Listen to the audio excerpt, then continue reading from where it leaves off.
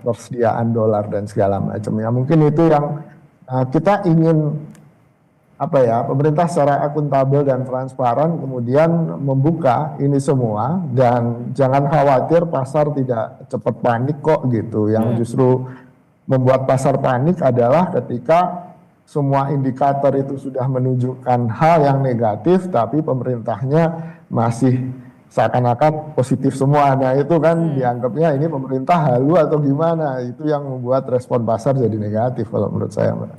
Oke. Mas Kunto, menarik juga tadi kalau kami lihat beberapa menit lalu ini IHSG-nya hijau begitu ya. Mungkin kalau dari sisi analisa komunikasi politik, apakah ini akan bisa langsung begitu Mas dampaknya dengan kehadiran Presiden bahkan juga sejumlah pejabat di paripurna hari ini membahas soal ekonomi?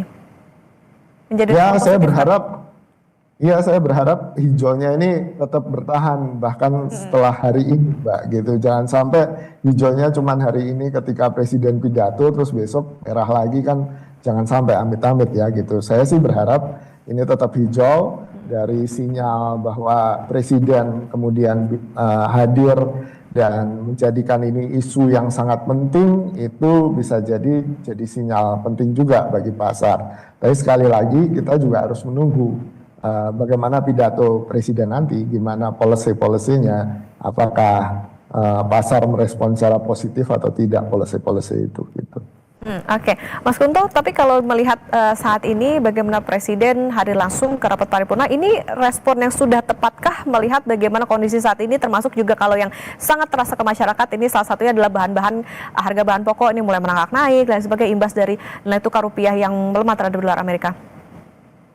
Ya Mbak, punya sense of crisis itu penting. Jadi hadirnya Presiden hari ini di rapat paripurna yang biasanya yang diwakili oleh menteri gitu kan, dan hari ini Presiden hadir, itu menunjukkan adanya sense of crisis, dan itu sangat penting Mbak, menurut saya. Itu mungkin kenapa pasar merespon jadi hijau dalam beberapa menit yang lalu.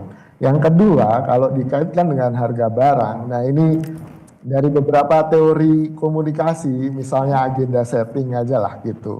Ada efek agenda setting itu sangat kuat, dari pemberitaan media itu efeknya sangat kuat kalau itu kenyataannya kita tidak bisa akses langsung.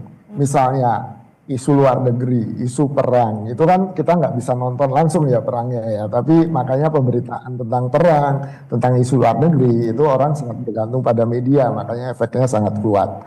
Tapi kalau untuk harga bahan pokok yang tiap hari kita ketemu di pasar langsung beli, itu kan kita kerasa, walaupun berita bilang oh harga gas turun, harga beras stabil, tapi kan nyatanya kita bisa cek langsung di lapangan ya Mbak gitu, dan biasanya itu efek media akan sangat terbatas. Ya, tentunya jangan sampai hanya menjadi respon sementara. Nah, saudara, di visual Anda saksikan saat ini terlihat Presiden Prabowo Subianto sudah tiba di gedung DPR RI disambut oleh Ketua DPR RI Puan Maharani.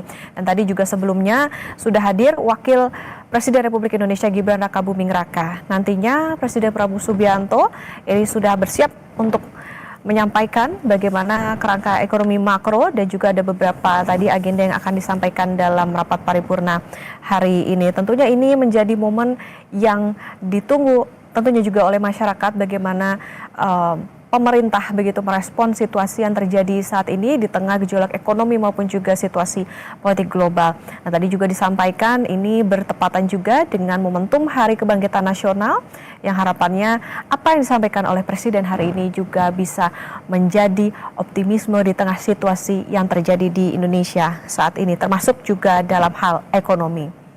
Kita tunggu nantinya seperti apa berjalannya pidato Presiden Prabowo Subianto yang hari ini menjadi momen yang menjadi pertama kalinya Presiden datang ke paripurna DPR RI.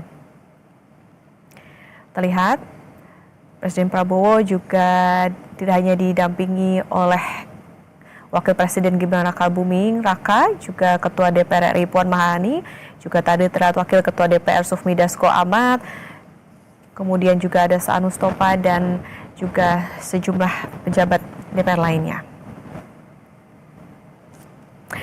Ya, kita akan melanjutkan perbincangan bersama dengan analis komunikasi politik Universitas Padjadjaran, Kunto Adiwibowo. Mas Kunto, kita lanjutkan kembali. Mas Kunto, kalau dalam situasi seperti ini, apa yang sebetulnya mungkin diharapkan